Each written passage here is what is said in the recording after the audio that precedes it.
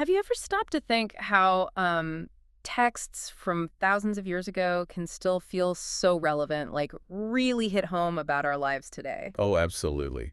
It's pretty amazing, isn't it? When something touches on that core human experience, it just, it lasts.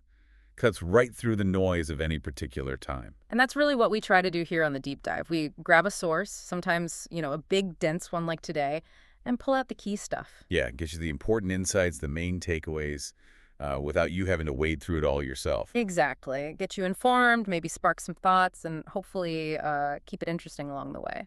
So yeah, today we're diving into VAGGA III. It's part of the Udāna, which is, well, a really fascinating bit of the Buddhist scriptures. Udāna, so these are like direct utterances from the Buddha. That's right. Often quite short, profound statements he made, usually triggered by, something specific happening around him. Okay, cool. So our mission today is to unpack these stories, these teachings, see what they tell us about, well, us, human nature, maybe the path to feeling less stressed or tied up in things. Precisely. And what it means to live a life that's, well, disciplined but also meaningful. We'll hit on some, frankly, surprising motivations, the real power of silence, and what mastery actually looks like according to these texts. Sounds good. Where do we start? We kick off with a scene in Southie. There's a monk sitting near the Buddha, and he's going through some serious physical pain. The text says, intense, sharp, bitter, painful feelings. Ooh, sounds rough. Yeah, and it's linked to his past karma. But here's the thing. The text emphasizes he stays. Sato sampadana vyanyamano. Which means? Mindful, clearly aware, and importantly unperturbed by it all. He's not fighting it, not getting lost in it. Wow. Okay, just being present with intense pain, that's quite an image to start with. So what's the core idea there? Well, the Buddha sees this, right? And he makes an Udāna, an utterance, about this monk. He describes someone who's abandoned all karma, shaken off old issues, is selfless and steady. Someone who doesn't need to talk about me, myself, and I. Ah, okay. So the insight is, true freedom isn't about, never feeling pain. It's about getting to a place where it doesn't completely throw you off balance, where your past doesn't dictate your present calm. That really makes you pause and think, how often do I meet difficult stuff with that kind of presence versus, well, freaking out or running away? It's tough. It is tough.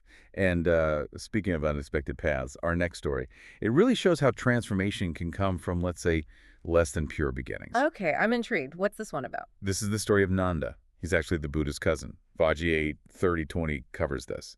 So Nanda joins the monks, but he's really struggling. How so? I just can't stop thinking about his wife back home, the Janapedikalya, who was apparently incredibly beautiful. He's basically telling the other monks, I can't do this, I gotta leave. Right, that sounds like a pretty common human dilemma, even for a monk. Totally.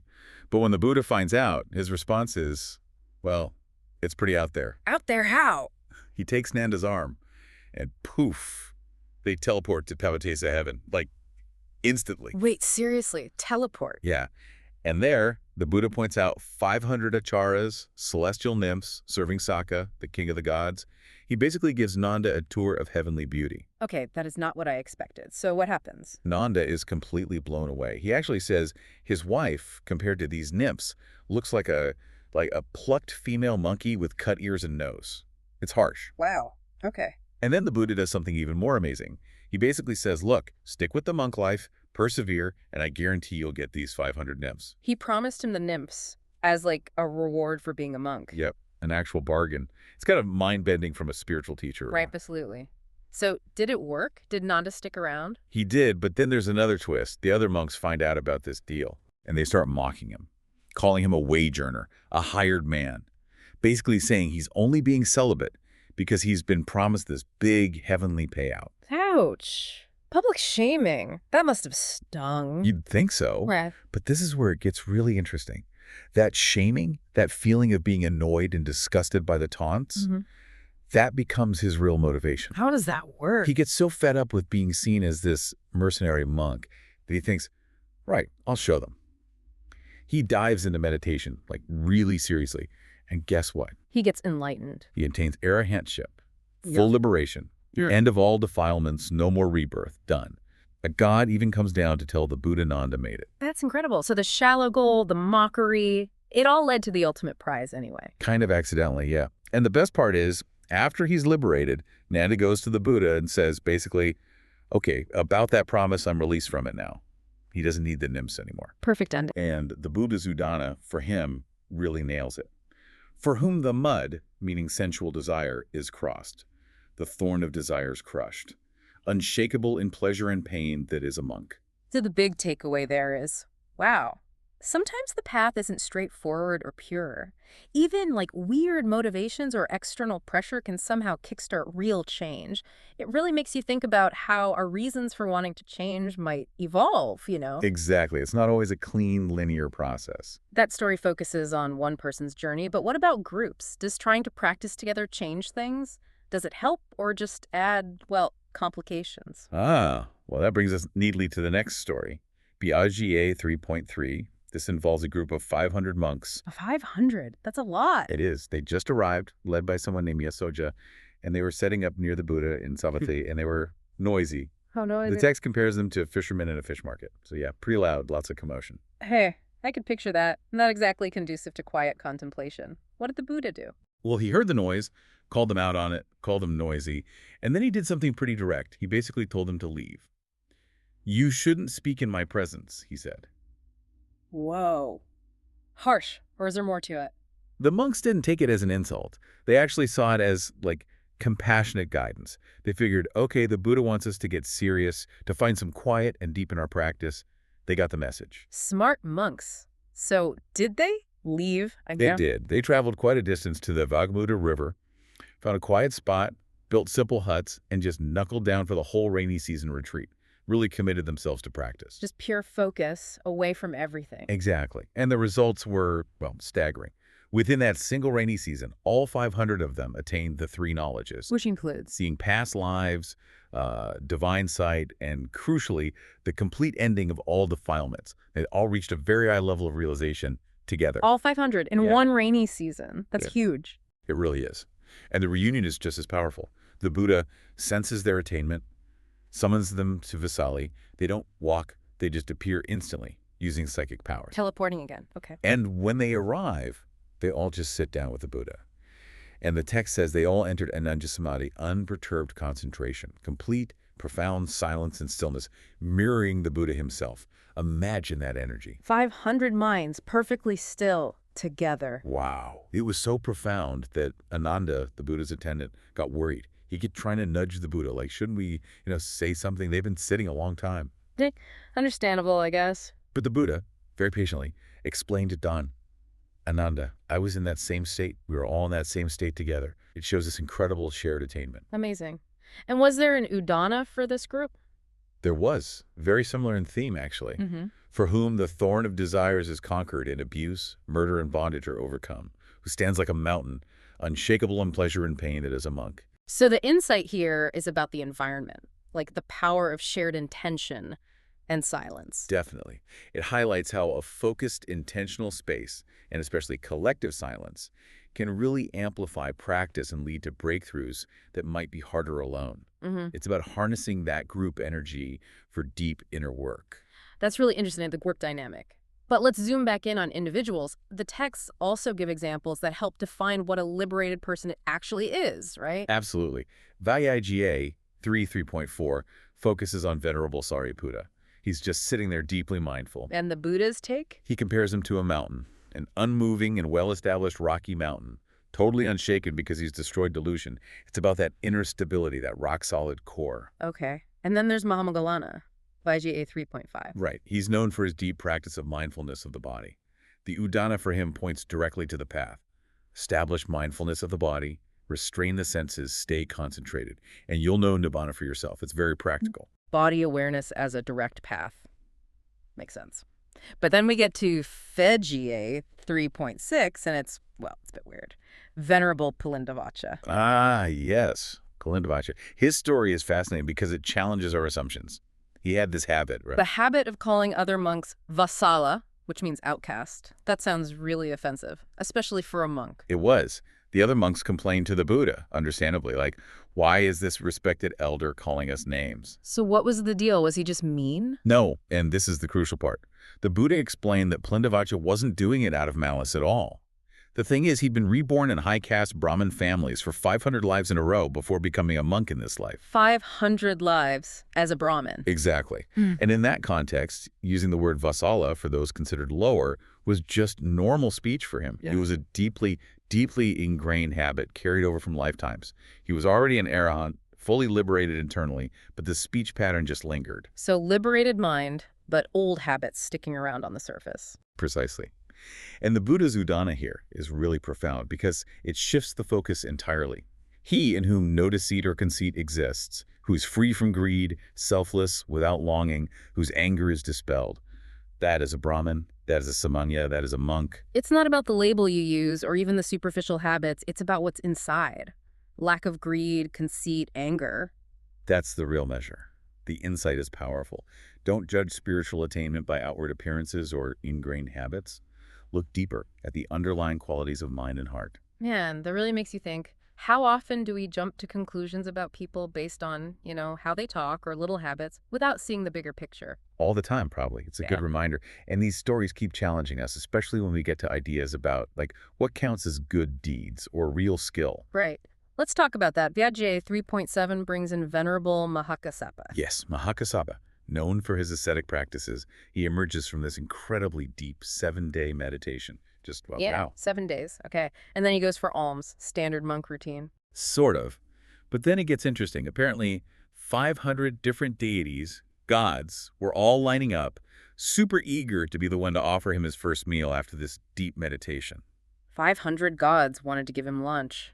Pretty much. But Mahākassapa says no to all of them. Rejects the gods. Why? And then Sakka, who's the king of the gods, decides he wants the merit. So he disguises himself and his wife Sujata as poor weavers. And they prepare this really elaborate meal, rice with many sauces and flavors, just to offer it to Mahākassapa. The king of the gods in disguise, cooking fancy rice. Okay. Mahākassapa sees through the disguise, of course. He accepts the food, but tells Sakka basically, don't pull this stunt again. He implies that Sakka was doing it more for the merit Sakka would gain, rather than Mahākassapa actually needing that specific food. So it was about Sakka's motivation. Exactly, and Sakka's reply is key. He says, hey, we gods need merit too. We need wholesome deeds. It shows even celestial beings are still caught up in that economy of karma and merit. So the insight is, it's not just about receiving, it's about the intention behind the giving, and maybe even the striving involved. Right, and the Buddha's Udāna reflects this. He says the gods envy a monk who lives simply on alms, supports himself, isn't looking after anyone else, is peaceful, mindful. That simple, self-reliant life is the ideal. Okay, that clarifies the right kind of monk life. But then, VAGGA 3.8. Sounds like some monks missed the memo. You could say that. The Buddha overhears a group of monks chatting. And they're not talking about, deep Dhamma insights. What are they talking about then? They're talking about how great it is being an alms collector because of all the perks, the nice things they get to see, hear, smell, taste, the respect they get from lay people. They're literally saying, let's do this so we can get pleasant stuff and be revered. Oh, dear. That sounds exactly like missing the point. Totally. The Buddha overhears, and he's not impressed. Yeah. He basically tells them off, saying, look, you guys went forth out of faith. When you gather, it should be for Dhamma talk or noble silence, not this. A clear correction. And the Udāna here really sharpens the point from the last story. The gods envy a monk living on alms who's specifically not dependent on gain or fame. It's about the freedom from wanting that stuff. So the powerful insight. Even spiritual practices can get tangled up in worldly desires for status or nice experiences. True merit is about the inner freedom, not the outer rewards. Exactly. And this theme continues in the next one, VAGGA 3.9, where monks are debating skills. Like job skills. Sort of. They're arguing about what the best craft or best skill is. Yeah. They list things like elephant training, being a good archer, poetry, even sorcery. Impressive worldly talent. The whole range of accomplishments. And again, the Buddha steps in to correct their perspective. He gives his definition of true skill in an Udāna. Which is? A monk who lives without skill, meaning worldly skill, who is light and desires welfare, whose senses are restrained, totally freed from defilements, wandering alone, that is a monk. So true skill isn't about mastering elephants or archery. It's about mastering yourself. Inner freedom, detachment. That's it, exactly. Yeah. The most valuable skill is cultivating inner liberation from all those attachments and ego-driven things. Wow. Okay, so putting these last few together, they really force you to look at your own life, right? What do you count as success? What skills do you value? Are your goals, even the good ones, maybe tied up with wanting recognition or comfort? It's a lot to chew on. It really is. It challenges our standard definitions. Yeah. And all of this really builds towards the final and arguably most profound insight in this section, VAGGA 3.10. This comes right after the Buddha's awakening. Under the Bodhi tree, the big moment. That's the one. He's sitting there, just attained enlightenment, and he looks out at the world with this new, clear vision. And what does he see? He sees the entire world afflicted by torment. He sees Things tangled up by contact, sense contact, mental contact, and just burning. Burning with passion, burning with aversion, burning with confusion. a pretty bleak picture, actually. It's stark, yeah. Yeah. But it's the diagnosis before the cure. And he utters this incredibly powerful Udāna. Let's hear it. This world is afflicted by torment. Whatever one conceives things to be, it turns out to be otherwise. Think about that. Our ideas about things are always slightly off because things change. Okay. The world, being subject to change, delights in becoming. We like existence, we like continuing, we like getting things, being things. When it delights, that is fear. What one fears, that is suffering. Whoa. So our very delight in things existing because they're impermanent is inherently linked to fear and suffering. That's the core insight. Because we know deep down it won't last. So the clinging to it creates fear, which is suffering. So the solution, then? Is clear. The holy life is lived for the abandoning of becoming. It's about letting go of that fundamental drive to be something, to continue to exist in a particular way. And also letting go of the opposite, the desire to not exist, to annihilate things. Both wanting existence and wanting non-existence are traps. Exactly. He says people who think liberation comes through more becoming or through non-becoming are both mistaken. They're still driven by craving. The radical point is suffering arises dependent on clinging. With the destruction of all clinging, there is no arising of suffering. Full stop. It all comes down to clinging to anything. Anything and everything. He states it plainly. All forms of becoming in all ways everywhere are impermanent, suffering, subject to change. It's just the nature of reality. Or exceptions? No exceptions. And when you see that, truly see it as it is with right wisdom, then the craving for both becoming and non-becoming just fades away. And that fading away. That complete cessation of craving is a nibbana, liberation. For a monk who reaches that, no further rebirth, game over, in the best possible way. So that's the ultimate aha moment, isn't it? Realizing that our attachment, our clinging even to ideas about ourselves or how things should be, is the root problem. Freedom comes when we finally let go. That's the heart of it. It's a truly radical perspective on what freedom means. So let's recap this deep dive. We journeyed through VAGGA III of the Udāna, these amazing utterances from the Buddha. We started with that monk enduring pain with mindfulness. Right. The Nanda's really surprising path to liberation, fueled initially by heavenly promises and then by annoyance. Yeah.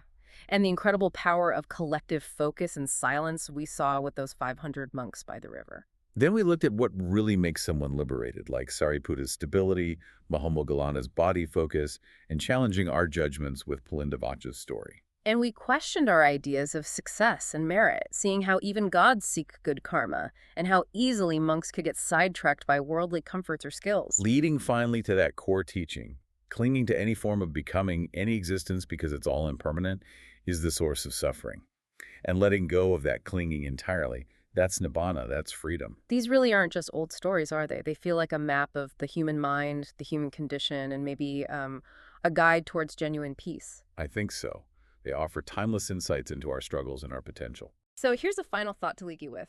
Thinking about Nanda and those monks who started out so noisy, what part of your life, maybe something that feels impure or chaotic right now, could actually become a surprising doorway to deeper insight if you approached it with, well, mindful presence and maybe a radical shift in perspective?